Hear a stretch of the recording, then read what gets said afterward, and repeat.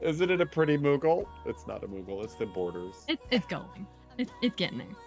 We got so I'm time gonna add before we pink. hit the cream colors. But I did sort out my Moogle colors for the record.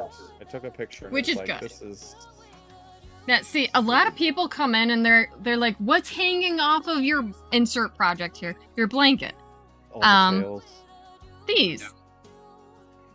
This is why I'm collecting so many tails right now. Don't listen to him. Tell him it's a dumb idea not to read.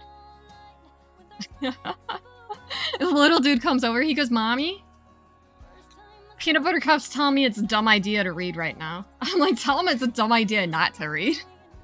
I love it.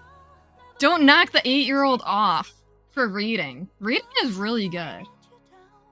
Encourage your kids. I encourage it. I was in a reading club as a kid. Not many knew. I started to read in like age 3 and 4. Like really, really early. My mom got me into a reading club. Oh yeah, and just encourage them. Don't use it as punishment. Yes.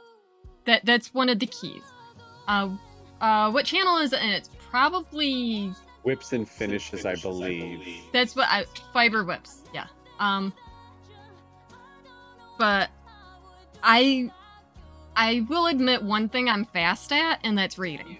I read the whole Legend of the Seeker series in a week. Oh. And that's a lot of books. I can't remember how many, but it's over 7 books. I think know it was a lot like, of people are doing audiobooks, but like at like 3 times speed and finishing them in a couple hours. Like it's Yeah, just crazy how fast. I can't concentrate on audiobooks. I've I tried would it. lose my mind trying to focus on that. Right? Listening Podcasts to are that even speed. hard. Right? But I've read so many good books that, you know, Goosebumps is kind of teenagerish. I was reading Goosebumps when I I was like love 6. Goosebumps, yo. Right? I was reading that when I was 6. Oh gosh, girl. When I hit 12, I was reading Stephen King's Insomniac. Okay. Like, why? Because that was the only book in my parents' house that I didn't read yet. Oh my goodness, girl. You were reading up a storm. And I still do. Like, I'll buy a bunch of books and then I'll slowly go through. I say slowly. Right, right. And I'll go through them and then I'll buy a bunch more. My library's like, "Why don't you just check books out?" I'm like, because I've read all these books. I've read them. What do you mean? As if Homegirl didn't think of this already.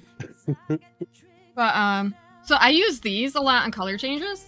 And I'll bring my big blanket up again. Like I said, it's a mess right now. I gotta clean it up. Okay, Yeah, this is a lot of tails to manage with this. so this saves me from massive amounts of stains off of my blanket or tons and tons of extra color changes.